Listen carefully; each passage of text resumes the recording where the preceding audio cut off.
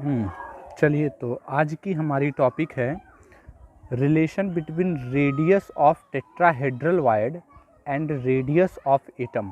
यानी किसी एटम की रेडियस और टेट्राहेड्रल वायर्ड की रेडियस के बीच में क्या रिलेशनशिप हम इस्टेब्लिश कर सकते हैं, इसकी बात करते हैं।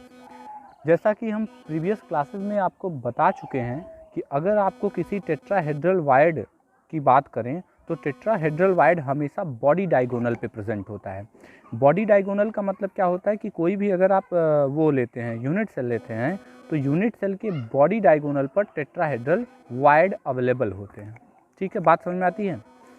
अब यहाँ पर हमारे पास एक सपोज करिए ये यूनिट सेल है, तो इस यूनिट सेल में ये कॉर्नर्स के एटम्स हो गए। ठीक है, अब इन कॉर्नर के एटम पे ये हमारा एक बॉडी डायगोनल हो गया। अब बॉडी डायगोनल पे हम क्या समझाना चाह रहे हैं यहाँ से कि सपोज करिए ये आपके पास एक एटम है और ये एटम एक है और ये दूसरा कॉर्नर वाला एटम है, तो ये तो दो एटम हो गए। ठीक, अब उसके बाद यहाँ पर एक और छोटा सा हम ले रहे हैं, ये एटम नहीं है, ध्यान रखिएगा, ये आपका वायर्ड है। कौन है? वायर्ड है। अब यहाँ से समझना ये है कि ये एटम का स्फीयर और ये वायर्ड का स्फीयर सब एक दूसरे के कांटेक्ट में है। अगर ऐसा है तो यहाँ से ये समझ में आएगा कि ये वाली डिस्टेंस यहाँ से यहाँ तक हम कैपिटल आर कंसीडर कर रहे हैं। मतलब एटम की जो रेडियस है उसे हम कैपिटल आर मान के चल रहे हैं, कैपिटल आर कंसीडर कर रहे हैं। और जो वायर्ड है, तो वायर्ड की जो रेडियस है उसको हम स्मॉल आर और स्मॉल आर कंसीडर कर रहे हैं। ठीक है, समझ में आती बात? गुड, बात अच्छे से समझ में आती है। तो अब एक बात बताइएगा, अगर यहाँ से हम एक इसको निकालना हमको, तो उससे पहले हमको कुछ काम करना होगा। सबसे पहले हमने क्या किया, ए और सी ये फेस डायगोनल है, तो हमने इसको और इससे मिला दिया, तो यहाँ पे हमारे पास एक ट्रायंगल बन गया, ट्रायंगल ए बी सी बन गया। अब ट्रायंगल ए बी सी को हमने पैकिंग इफिशियंसी जब निकलवाया था उसमें इस टाइप का डेरिवेशन करा रखा है। तो अगर हम ट्रायंगल ए बी सी में निकालना चाहें तो ध्यान दीजिएगा, इन ट्रायंगल ए बी सी में ए सी अगर हमको पता करना है तो ए सी का स्क्वायर बराबर ए बी का स्क्वायर प्लस बी सी का स्क्वायर होगा। ठीक है, अब अगर ए सी का स्क्वायर बराबर ए बी का स्क्वायर प्लस बी सी का स्क्वायर होगा तो ए सी बराबर क्या हो जाएगा? ए सी बराबर हो जाएगा अंडर रूट ए बी का स्क्वायर प्लस बी सी, क्योंकि स्क्वायर का उल्टा स्क्वायर रूट होता है, तो अगर स्क्वायर हटेगा तो स्क्वायर रूट लग जाएगा। अब अगर हम कहें तो ए सी, तो ए सी इज इक्वल टू क्या हो जाएगा? ए बी बराबर कितना है बताइए? ए बी बराबर है ए, बी सी बराबर कितना है? बी सी बराबर भी है ए, तो इसका मतलब यहाँ भी ए और यहाँ भी ए, तो ए और ए का क्या हो जाएगा? स्क्वायर। तो अब ए सी बराबर कहें तो क्या हो जाएगा बताओ? ए प्लस ए बराबर 2a, 2a का क्या हो जाएगा? स्क्वायर, यानी ए सी बराबर रूट 2a स्क्वायर। इतनी बात समझ में आती है?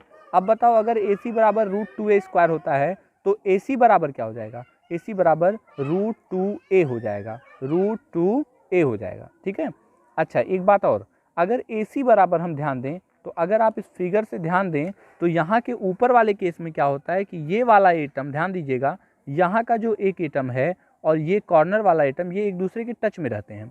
तो टच में रहने का मतलब एक कैपिटल आर यहाँ से और एक आर यहाँ से। फिगर को ध्यान से समझने का प्रयास करिए, हम जो बता रहे हैं आपको कि एक ये दोनों कांटेक्ट में होते हैं, तो एक आर यहाँ से आपका मिल गया और एक आर यहाँ से, यानी अगर इस ए सी बराबर कहें तो आपके 2r के इक्वल हो जाएंगे। अब अगर ए सी बराबर 2r मिल गया आपको, थोड़ा सा क्लियरली देखिए, तो 2r बराबर क्या? ए सी बराबर यहाँ से निकाले रूट 2a और ए सी बराबर 2r, तो दोनों को इक्वलाइज करें तो 2r बराबर क्या हो जाएगा? रूट 2a के। तो अच्छा बताओ r बराबर क्या हो जाएगा? तो 2 को इधर ले जाओ, नीचे डिवाइड कर दो, तो रूट 2a अपॉन 2 हो जाएगा। अब एक बात बताओ, अगर ऐसा है तो r बराबर क्या हो जाएगा? r बराबर a, और देखो यहाँ नीचे 2 को हम लोग लिख सकते हैं रूट 2 इंटू रूट 2, रूट 2 से रूट 2 कैंसिल हो जाएगा, नीचे बचेगा एक रूट 2, नीचे बचेगा एक रूट 2, ऊपर बचेगा a, तो r बराबर क्या हो जाएगा? a upon root 2। इसमें कोई कन्फ्यूज़न नहीं होनी चाहिए। यहाँ पर भी आपको साफ देखने को मिल रहा है कि atom a and c are touch to each other. a और c की बात समझ में आ रही है? a और c का मतलब ये a है और ये c है, a और c एक दूसरे को टच कर रहे हैं, तो अगर टच कर रहे हैं तो यहाँ से ए सी बराबर 2r के, कोई कन्फ्यूज़न नहीं, जहाँ पे कैपिटल आर क्या है? रेडियस ऑफ एटम है। ओके, आइए अब अगर ये रेडियस ऑफ एटम है तो हम उसको और क्लियरली आगे बढ़ाते हैं। अब हम बात करते हैं ट्रायंगल ए सी डी की। आपको देखना चाहिए ट्रायंगल ए सी डी कहाँ दिखाई दे रहा है। ये देखिए ट्रायंगल ए सी डी दिख रहा है, ए सी डी दिख रहा है। अच्छा, अब यहाँ से ए सी बराबर कितना आ गया, यानी अगर हम इसकी बात करें तो ये हमको मिल चुका है ऑलरेडी। यहाँ से ए सी बराबर, ध्यान देंगे, ए सी बराबर √2a मिल गया है ए सी। ये हमको ए पता है, तो हमको ए डी निकालने में कोई दिक्कत नहीं होगी। ठीक है, तो ए डी कैसे निकलेगा उसको ध्यान से देखिए। अब अगर हम कहें ट्रायंगल ए सी डी में, तो यहाँ हमने उसका एक इमेज दिखाया है, ए डी है, तो एक ये एटम और ये टेट्राहेड्रल वाइड। तो टेट्राहेड्रल वाइड का जो रेडियस हम मान के चल रहे हैं वो कितना हो जाएगा, ये स्मॉल और ये कैपिटल आर। तो अब बताओ in triangle A C D A D बराबर कितना हो जाएगा, ए सी का स्क्वायर वो याद है, ए सी और ए सी का स्क्वायर और सी डी का स्क्वायर। ये फिगर से आपको समझ में आ रहा होगा। यहाँ देख लीजिए, फिगर में देख लीजिए, ए डी का स्क्वायर बराबर ए सी का स्क्वायर प्लस सी डी का स्क्वायर। तो यहाँ से अगर हम इसको निकालें तो ए डी बराबर क्या हो जाएगा, √2a स्क्वायर प्लस ए स्क्वायर। ठीक है, तो ये 3a स्क्वायर हो जाएगा। यहाँ से अगर ए डी बराबर हम वो कहें तो √3 और बाहर ए स्क्वायर निकल के आएगा, ए हो जाएगा। अब एक बात बताओ, ए डी बराबर ये आ गया, यहाँ से ए डी बराबर capital R small R capital R, यानी 2 capital R plus 2 small R. तो अब देखो 2 capital R plus 2 small R, तो आओ यहाँ चेक करो, 2 capital R plus 2 small R बराबर √3 है।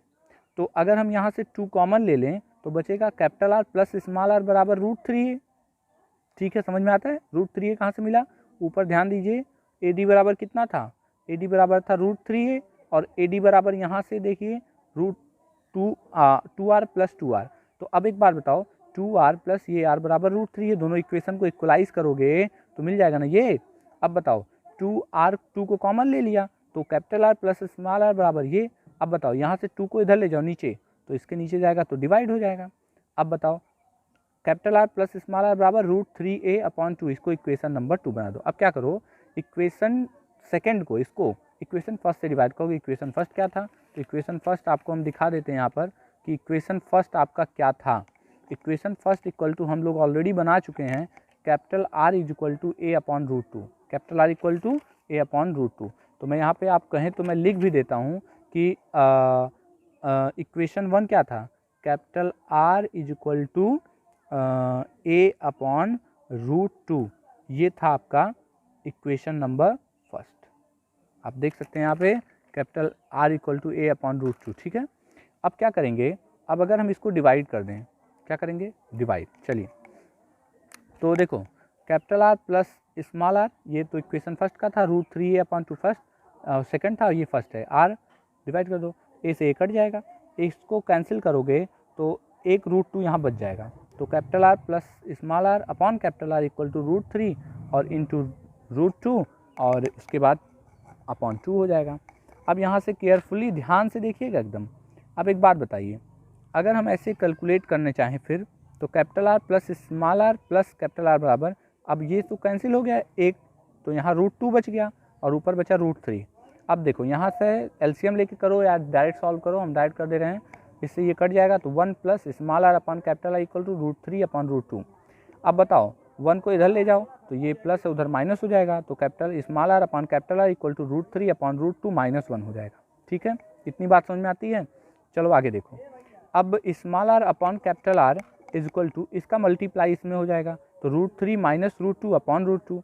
अब small R upon capital R, √3 की वैल्यू 1.732 माइनस 1.414 डिवाइड बाई 1.414। अब इसको देखो, इसमें से इसको माइनस करोगे कितना आएगा, 0.318 और ये नीचे 1.1418, इसको डिवाइड कर देंगे तो आ जाएगा 0.225। ठीक है, यानी आर बराबर क्या आ गया, स्मॉल आर बराबर, इसे आप उधर ले जाओगे तो 0.225 into capital R. This is the relationship between radius of atom and radius of tetrahedral void. I think आपको समझ में आया होगा। Thank you.